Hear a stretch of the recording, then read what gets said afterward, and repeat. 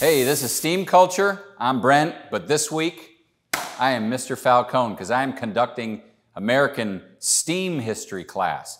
And we have an American inventor, historical figure that I think you're really going to enjoy meeting this week.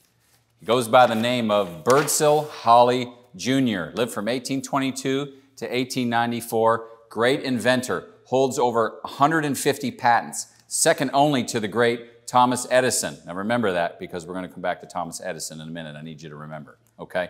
Let me tell you a little bit about his major accomplishments.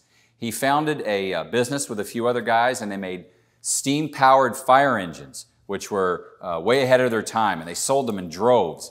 And then he broke away and said, you know what, I want to do my own thing, like a lot of great entrepreneurs and inventors. So he did. But when he built his manufacturing plant, he canaled to the river, and he brought water to his plant downhill, okay?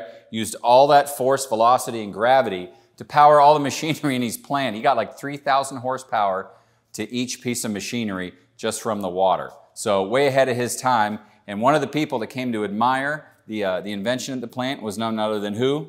That's right, Thomas Edison. But we're not done with Thomas Edison, so don't forget him just yet, okay?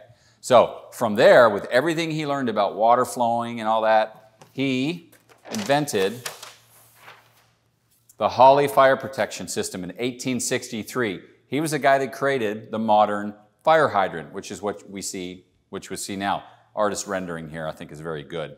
So he delivered a constant water pressure and flow to all these fire hydrants, and he dropped them all throughout the town, and that was their modern fire protection system, which was the archetype of what we enjoy today. Very cool stuff. But he wasn't done yet. Here's where it gets steamy, folks.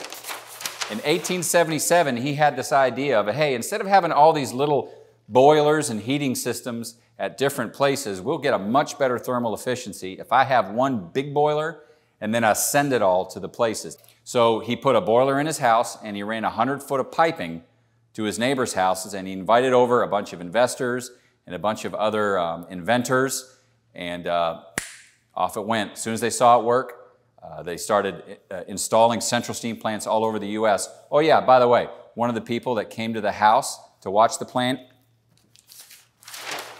guy that invented the light bulb, Thomas Edison. Apparently Edison was a huge fan. I'm a huge fan. You should be a huge fan. This guy was really cool.